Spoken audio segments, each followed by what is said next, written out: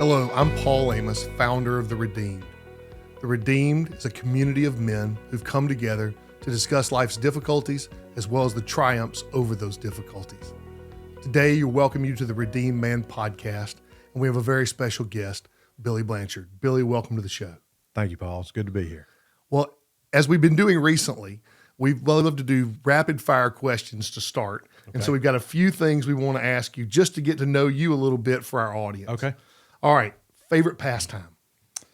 Well, I love outdoors. I love to hunt, I love to fish, ride four-wheelers, whatever the thing is.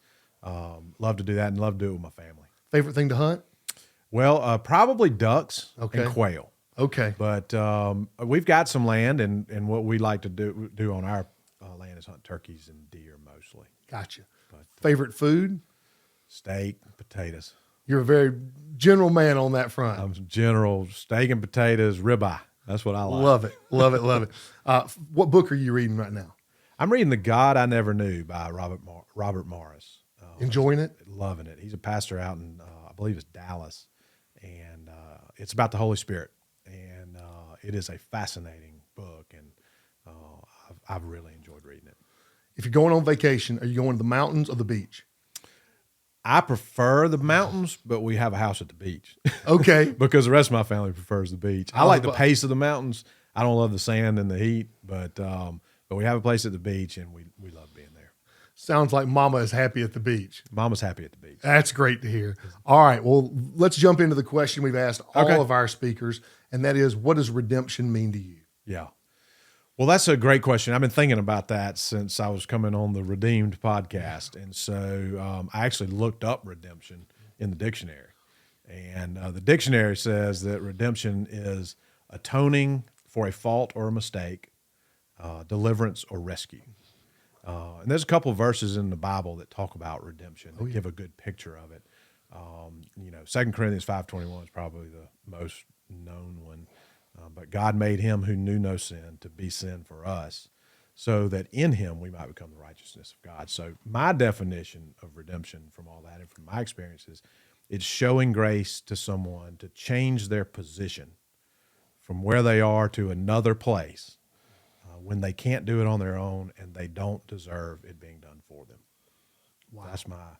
That's the way I see it. And I'm so amazed that God has redeemed me. I think about my own, sin and separation, and he took that on and gave me his righteousness. What a gift. What an amazing gift. Well, thank you for sharing that. That's a great definition, and I love your tying it back to 2 Corinthians. That's a great, passage and one that we can all remember. Yeah. If you wouldn't mind, our audience loves to hear a little bit about how you've come to your position and your love for Christ, how your salvation occurred, when did that occur, and a little bit about your story. Yeah. Well, that occurred for me at a really young age. I was probably 7, 8. Wow. My mom had recently been saved and was very much on fire. And I remember it, I can remember it, being in my bed one evening, and she came in and we talked and prayed. And I accepted Christ at a young age, and I was baptized, and honestly have had a heart for God since then. He's been probably the biggest and most important thing in my life, but I've had my share of issues and straying. And when you talk about my story, I feel like I heard a sermon recently about there's a throne in our lives. And it's designed for God to sit on it. But oftentimes we like to kind of edge him out and sit on the throne ourselves. Mm-hmm.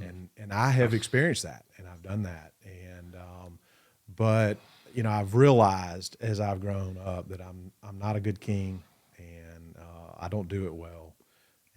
And so I'm learning how to turn back around and give that throne to him. I heard the same sermon, and I can very much appreciate that. Except I gave over the crown in my 40s instead of in my early age like you. And so I certainly admire the fact that you've done it for such a young age, but I also appreciate you sharing with our audience, many of whom have struggled through life to some of those battles, to hear you talk about some of your battles. Oh, yeah. Today and this month, we're talking about family legacy, the realization that things are passed down over time. And so I'd love it because, we had the pleasure of having your father come on the show a year and a half ago or so. He talked about servant leadership, but really and truly talk for a moment about the family legacy that you've seen passed down from both your mother and your father's side, and a little bit about how that's shaped you as an individual. Yeah, so, I would just start by saying that I have amazing parents. My dad and my mom are really amazing. And folks who know them know that my mom is really the bright star of the two. Our family journey is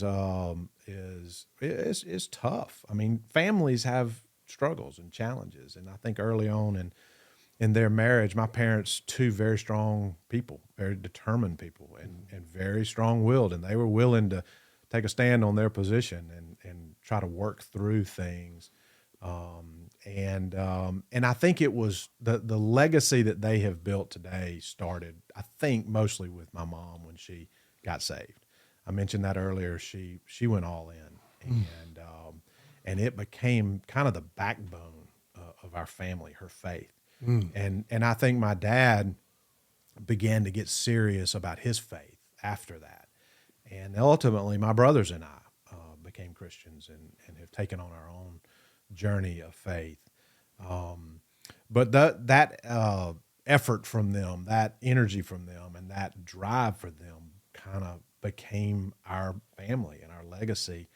And frankly, it I think if I look today at their love for each other and their bond for each other, my mom and dad, it has been forged by a determined and dogged pursuit of relationship with God. And it is amazing to see it. They love each other in an amazing way. Awesome. And so that to me is family legacy, is that picture of love, that picture of family, that picture of faith. And they've done that really well. That's amazing. For so many of us, it isn't just the influence of our fathers where we think very paternal line. It's also the profound influence of our mothers on the maternal line, who have a loving and creative passion for Christ that builds our faith. And so I appreciate you sharing that. Yeah, and I would say about my mom, I mean, I have a very good relationship with my mom, and she's really been instrumental to me on the spiritual side. My personality is more like my mom, and less like my dad. And so I get, a lot from my dad, and he's given a lot to me, but I have a close bond with my mom. It's pretty special, and she's a special person. Yeah. My mom passed away 13 years ago too. Her birthday, she would have been 73 2 days ago. And so I'm very much this week in tune with how much I miss my mom. Sure. And those things. And so you're very blessed to have yours. And it's wonderful to hear about that powerful relationship. Yeah. Your dad has a legacy of doing something very unique in that he brought Christ into the workplace in a major corporation. As somebody, I've had the opportunity to work with you, embody a lot of Christ principles in the workplace. And so I'd love for you to talk for a minute about, how has family legacy worked into business legacy and bringing Christ into the job? Yeah. Well, it's an interesting question. My dad, I think he led our family like he led Synovus, the company. I guess looking at Synovus, he cast a vision for that company, and he then explained it to everybody, and he explained it over and over and over and over again. And he never let up. Every Tuesday he had a meeting with all the officers of the bank, and he explained some piece of the vision and some piece of the process and where we're going and the culture he was building. Well, he kind of did the same thing for our family. And it really was kind of centered around 1 Corinthians chapter 13, the love chapter. Yes. I mean, I can't count how many times he read that chapter to us, and he taught us about that chapter. It was over and over and over again. And we, of course, as kids kind of rolled our eyes and, oh my gosh, again, we got to listen to this again. And we probably were able to express some displeasure with it without going too far, but he wouldn't stop. And so I think that built looking back on that now, it's incredibly foundational to kind of our family. It's incredibly foundational to my family now with my children. And so, yeah. And as far as the connectivity of your faith and that legacy to work, it's kind of like you don't compartmentalize. It's like it doesn't matter if it's work or it's family or it's friends or social, whatever you're doing. That if that faith is in you, it's who you are and it comes out. Being who you are in all circumstances is something we don't see a lot in society today. I admire that tremendously because I think whether it's the press, whether it's corporate America, whether it's just the move we're seeing in society in general, that people are pushing away from bringing their faith into the public light. And so I admire so much what your father and you did. You had huge success in the same corporation with Synovus. You ended up being the president of CB&T, which was the icon part of and the beginning of Synovus. At the same time, you made the decision at some point to leave what was, in quote unquote, the family business, right, and join, a very different set of doing things and working with James Blanchard Capital. And so I was curious. Tell me about that decision to leave. Yeah. Tell me about where how that felt and how did that jive with your family legacy? Yeah, well, that's a good question. And, my grandfather was also president of CB&T. So my dad's dad and then my father, and then I got the opportunity to do that. And I got that opportunity in the summer of 2009. I started at the bank in 1995. I had graduated from college in 93, spent a couple of years out in Colorado having some fun and just being a bum. But I realized I needed to get back home. I needed to get a job. And so I ended up at the bank. And so 2008 came. I was 12, 13 years into my career, and the Great Recession hit. And it had a dramatic impact on Synovus and on the people there.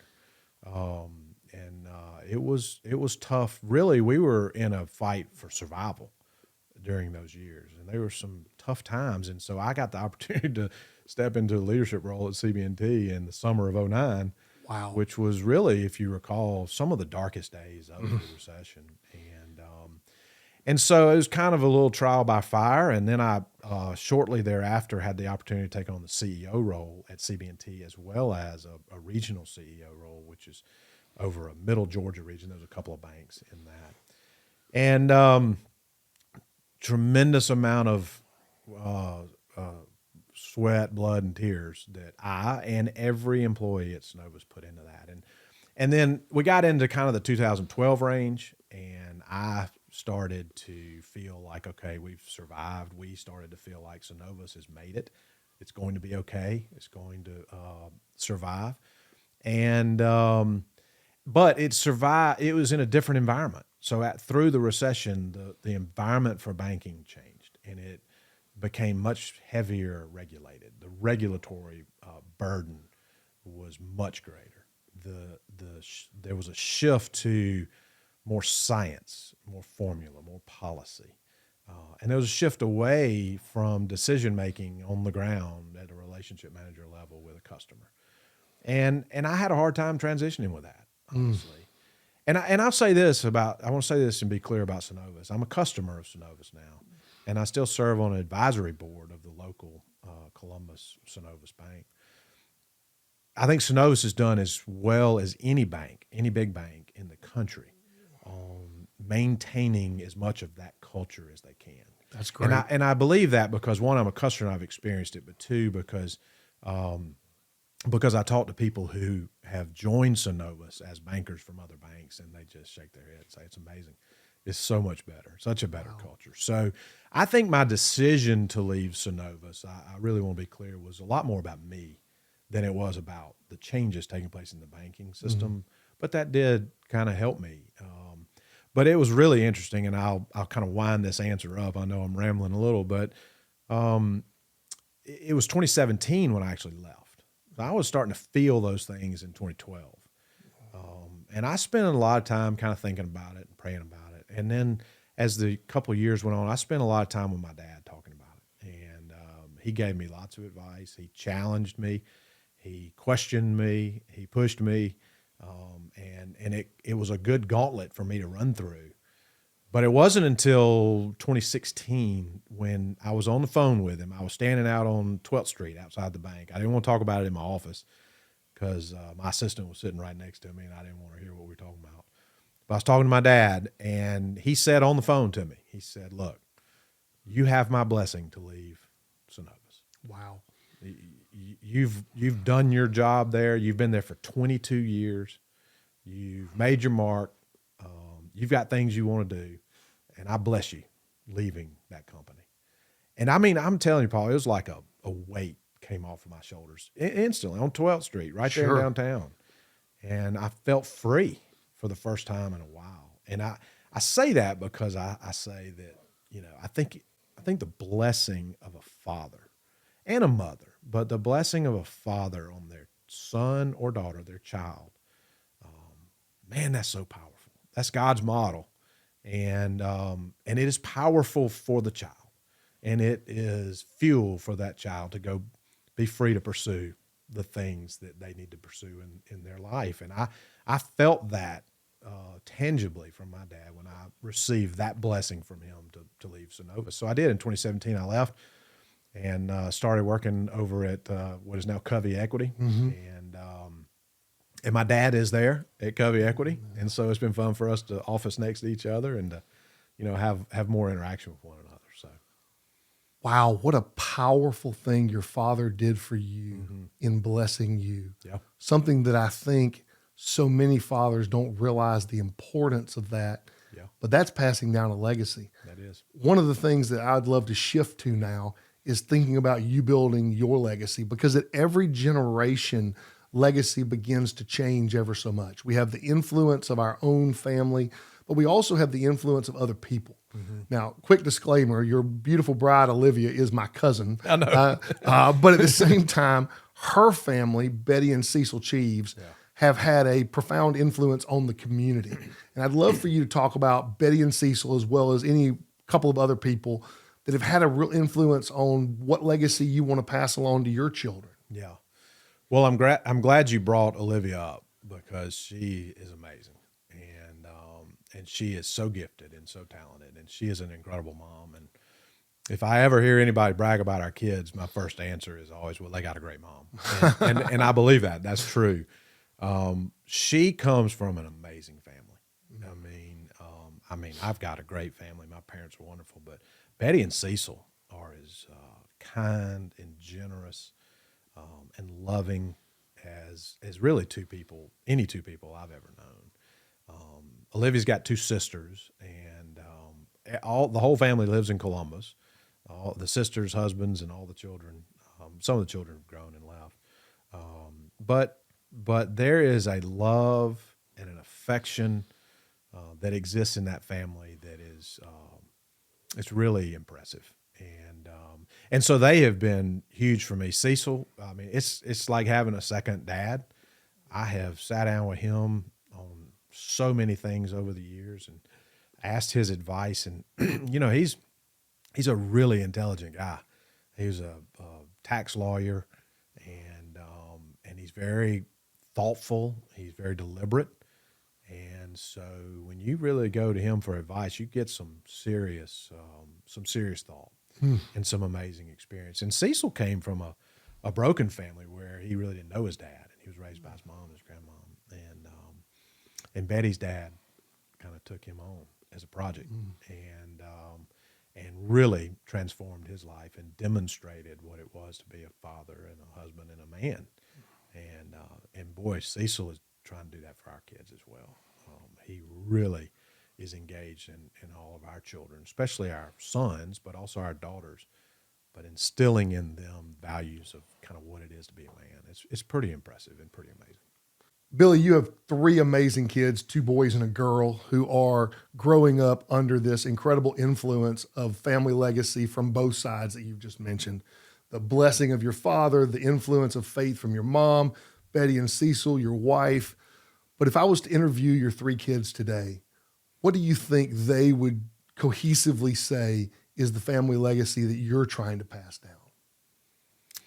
I think they would probably say one of, maybe love within the family.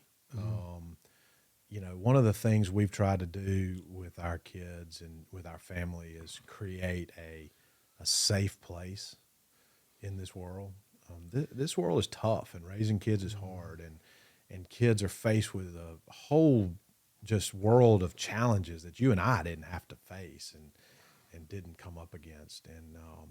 And so going out in the world, school, work, whatever they're doing is hard, and they battle and they endure challenges and trials. And what we always wanted to do in our home was make home a safe place, and that when you come home, when I come home from work, when Olivia comes home from doing what she's doing, when our kids come home from school or whatever they're doing, that they can relax. They can take off the armor. They can know that their family loves them. There's trust there.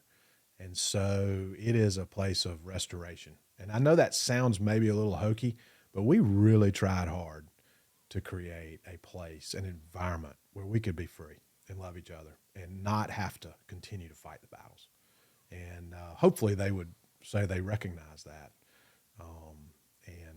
and that's been impactful to them. That is so powerful, because the success that your children have seen on the outside, and then the loving ability to come home and take off the armor, as you said, on the inside, that's powerful.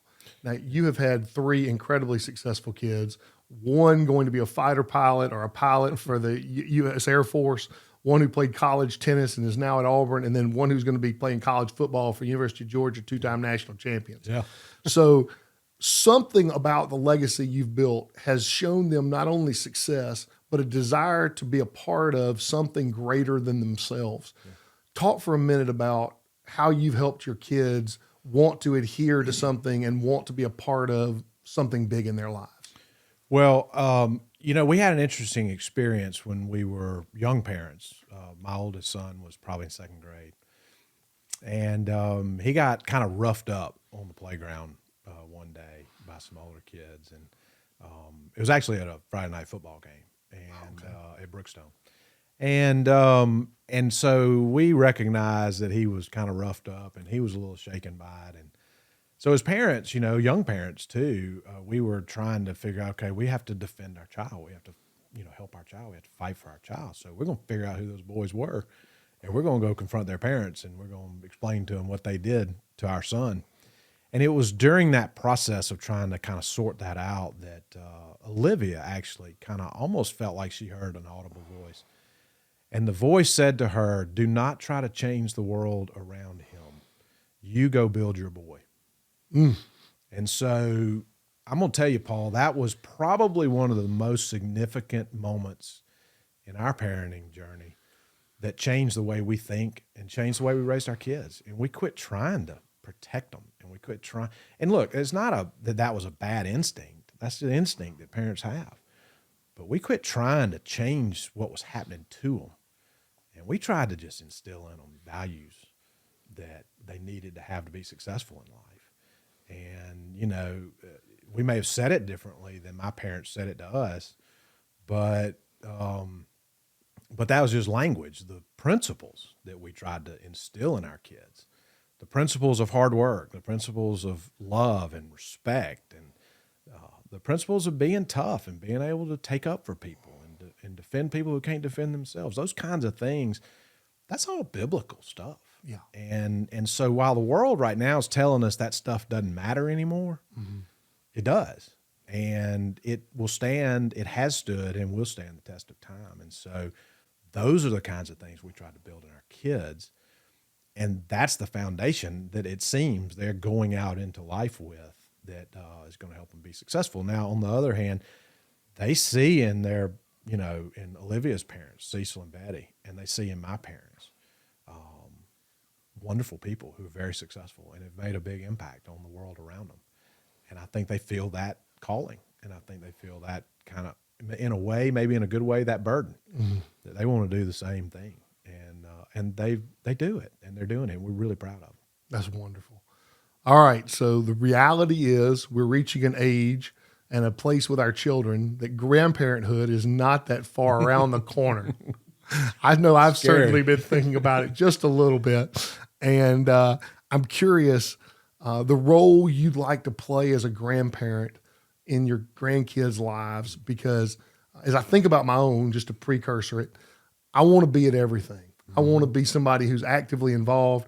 I want to talk to them about their faith. I want to talk to them about sports, but I also want to be deferential to my children and their ability to leave their legacy on their own kids. Yeah. But talk for a minute, if you've thought about it, what kind of grandparent you want to be. Well, that's a great question. I hadn't thought a ton about it. I have thought about the fact we're getting closer and closer to probably being grandparents, which is crazy. It'll be interesting to see where our kids land. For us, my brothers, and for Olivia's sisters, we all landed in Columbus. And our parents are in Columbus, so their grandkids were nearby. And so that provides a level of relationship and intimacy and interaction that is harder to get if they don't live in the same town. Absolutely. And so it'll be, some of this may depend on kind of where they live and how we're able to connect. And also some of it will kind of maybe depend on how my children decide to parent. And we'll want to, like you said, be respectful of that. And we'll want to come alongside them. There's probably a fine line between, letting them do what they got to do to lead their family and wanting to tell them how they ought to do it and wanting to help them do it because you've seen it and you've done it and and so we'll have to find that balance. So it's kind of hard to be very prescriptive in my answer because I really don't know. There's a lot of factors that will influence it. But at the end of the day, I mean, if we could impart anything, we would want to impart faith. We would want to impart those principles we just talked about, service and love and respect and those kinds of values. We would want to help as grandparents any way we could do that. I love the word impart. Because as I think about it, we kind of live three phases in life. We learn legacy, we impart legacy, and then we live legacy. And so I think that when we're learning from our parents, when we're for that generation that's guiding our own children, and then when we're kind of in that upper generation of living things out, it truly gives us a chance to live legacy in three different ways. Yeah, that's awesome. The last legacy that I'll ask about is, what would you want on your tombstone? Oh my gosh. I don't need much on my tombstone. I think, look, did I raise godly kids? Did I love Olivia? The answer to those questions are yes. I think that would be good enough.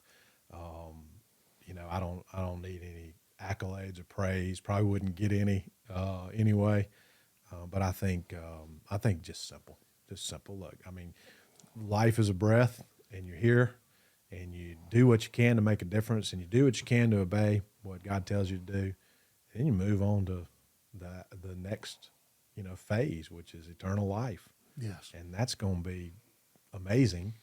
And so, I don't think there's a whole lot I'd want to ask for on my tombstone. Well, I have had the pleasure of working with you for the last almost 6 years. We've been friends before that, and I will say that you're one of the most humble and kind people I've ever met, and I imagine there will be a lot more on your tombstone than what you have just said.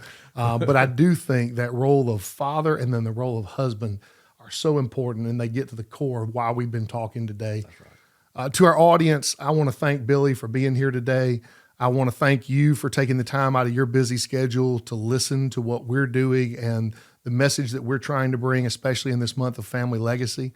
I encourage everyone to go onto our website to sign up for our emails, to follow us on social media. And then we have a very special event on August the 24th where Tim Tebow is going to be coming to Columbus, and we're going to have the opportunity to hear his message and his inspiration to all of us. And so we encourage you to go and sign up for that and join us if that's something you're interested in. So good night and Godspeed.